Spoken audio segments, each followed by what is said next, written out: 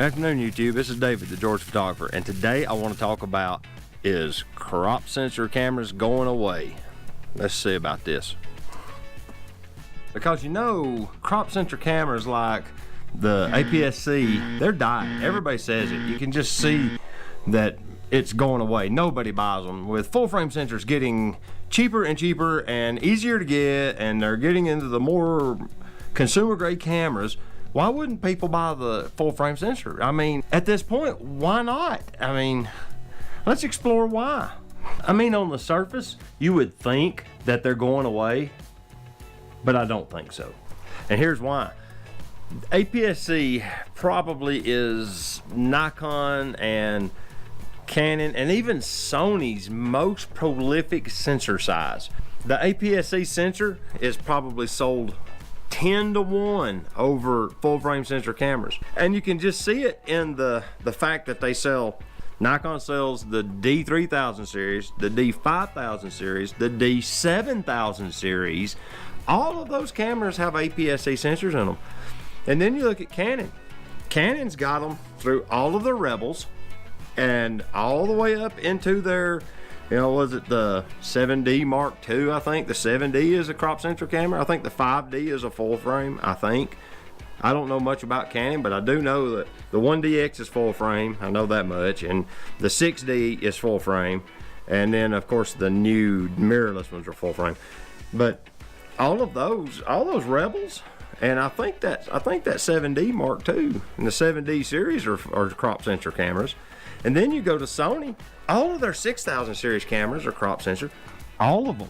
So why wouldn't that be their better seller? They're lower budget, they take really phenomenal photos, they're easy to use, they're easier to use because they're not as technically complicated.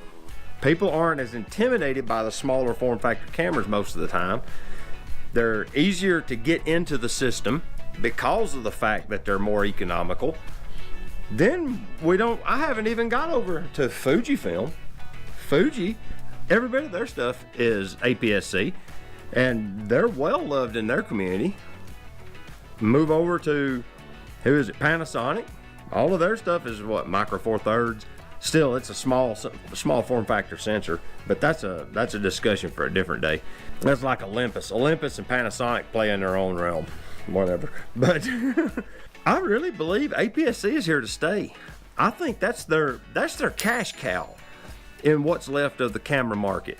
If you was to try and pick a form factor of camera, all the way from large format, medium format, whatever the big sensors are, you know, I think the GFX and the Phase 1, they all have those medium format sensors. It's just bigger than full frame. Then you got the full frame cameras. Now there's a lot of full frame cameras now, but there's nothing like the APS-C line.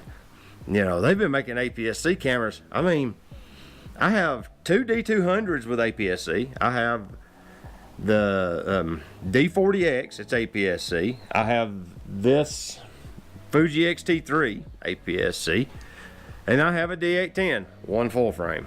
Because the D810, I could buy two X-T3s for the cost of what I paid for that D810 when I bought it. It's just economics.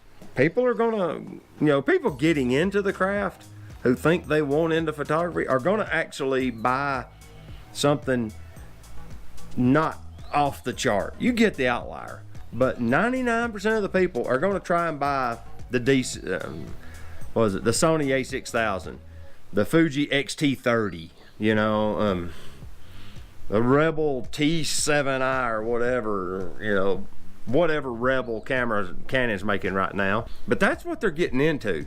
The full frame cameras typically come with a lot more external functionality. They normally have a lot more packed inside of them because when you go to the full frame sensor, you kind of expect those sorts of things to be there.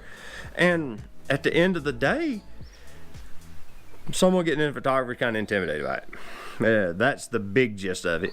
But yeah, I really think that APS-C is here to stay for a long time to come. I really don't see it going away.